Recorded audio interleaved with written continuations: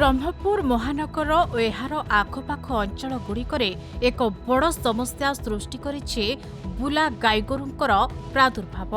रास्ता पलटि जाइछे गाई गोरुंको पाई गुहाल घर। किछि स्वार्थन्वेषी मनीष माने एही गाई गोरुंको पालन करने सहित सकाळे और संध्यारे दुई ओली दुई थर नियमित भावे क्षीर संग्रह कर सारिबा परे सेमानंको घास कि नड़ा खाइबाकू न देई एणे तेणे छाड़ी देउछन्ते, जहार परिमाण स्वरूप सेमाने केतेबेले रेल धारणा पार्श्वरे तो आउ केतेबेले जातीय राजपथ भଳି स्थान मानकरे विपज्जनक अवस्थारे विचरण करुथबा देखिबाकू मिलिथाए, जहाद्वारा जनगहलीपूर्ण रास्ता मानकरे दिन हेउ कि राति प्रति मुहूर्तरे ट्राफिक समस्या सृष्टि हेबा सहित बहु संख्यारे दुर्घटना मान घटुथबार देखिबाकू मिलुछि। केउठी गाई माने बुलुथिबार देखिबाकू मिलुछि तो आउ केउठी सोइथिबार देखा जाउछि।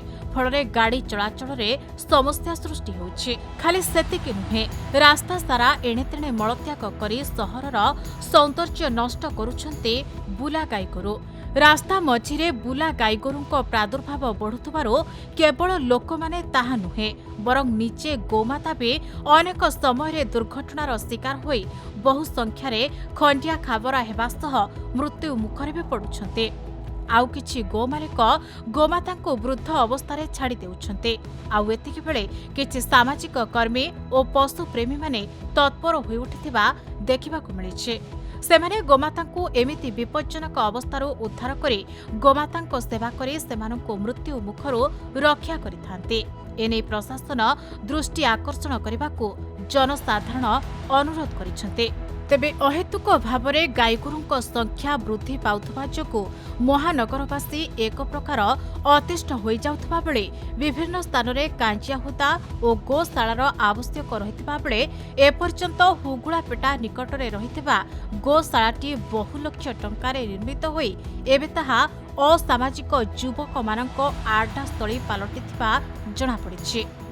प्रथम कथा हला समाज रे जेतिकी पशुजंतु अच्छा से भितर गृहपालित पशु हिसाब से गाई एक महत्वपूर्ण अटे।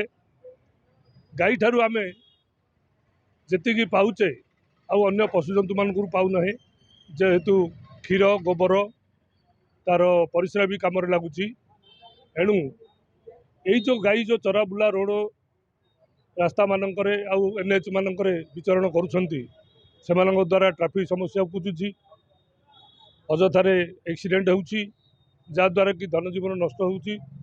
एणु एथिरु वंचित होगा पाई प्रशासन म्युनिसिपल कॉर्पोरेशन समस्ते सचेतन होगा दरकार।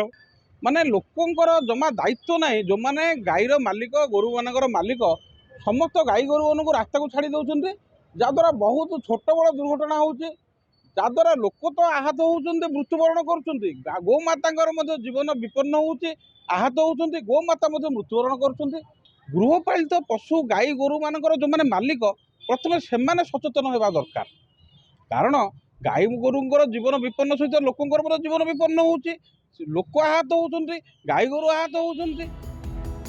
ब्रह्मपुर संजय कुमार विश्वाल रिपोर्ट, खबर ओडिशा।